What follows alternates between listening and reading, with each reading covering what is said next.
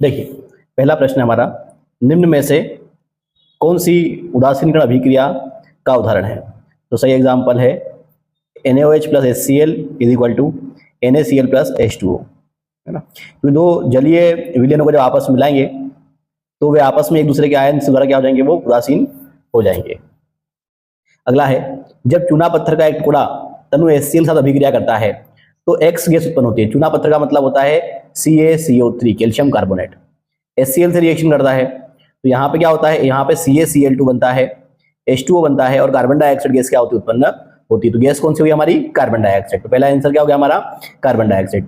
जब इस carbon dioxide gas को X को चूने के पानी में, चूने का पानी क्या होता है, कैल्शियम हाइड्रोक्साइड, इसके साथ क्या करते हैं, अगर हम इसको उजाड़ते हैं तो क्या बनता है हमारा, कैल्शियम कार्बोनेट H2O प्लस बनता है हमारा। तो अगला उत्तर क्या हो गया हमारा, कैल्शियम कार्बोनेट। तो हमारा जो सीक्वेंस आ रहा है उसमें क्या आ रहा है, कार्बन डाइऑक्साइड कैल्शियम कार्बोनेट। अगला क्या है, जब इस कार्बन डाइऑक्साइड की अधिकता को और गुजारते हैं तो हमारा क्या बनता है, कैल्शियम बाइकार्बोनेट बनता है। तो हमारा उत्तर सही हुआ बी। अगला प्रश्न है हमारा, प्रोपेन में सहसंयोजी बंधों की कुल संख्या कितनी है? प्रोपेन का मतलब होता है C3H7, तो H 7 है, तो हमारे जो है 7 बंध तो यही है, 3 3 6 2 8 और एक और एक 2 बंध यहाँ के, तो कुल मिला के ऐसे हमारे कितने बंध हुए, 10 बंध हुए। अगला प्रश्न है हमारा, निम्नलिखित में से कौन सी द्विविस्थापन अभिक्रिया है? तो द्विविस्थापन में क्या होता है कि एक कारक दूसरे कारक को प्रतिस्थापित करता है, दूसरा कारक पहले वाले को। तो हमारा सही उत्तर रहेगा CuH2 प्लस H2SO4, है ना।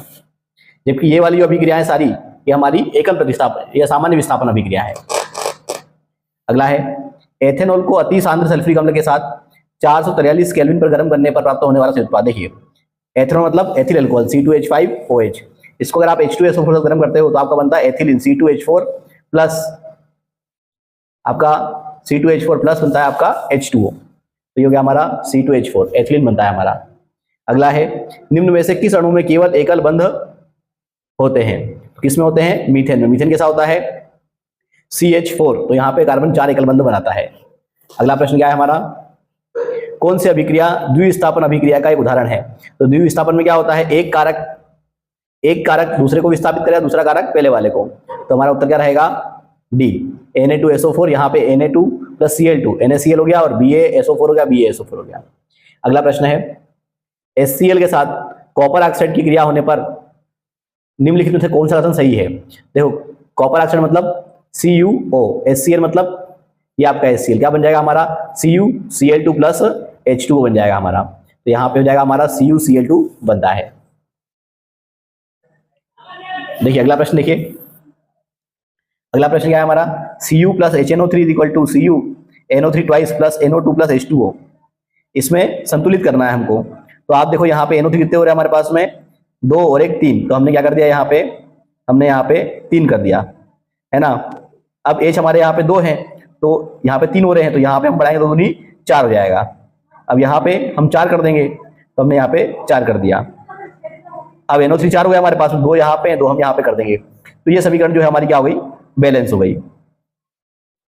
तो हमारा उत्तर क्या हो जाएगा, Cu plus 4 HNO3 is equal to, ये वाली समीकरण हमारी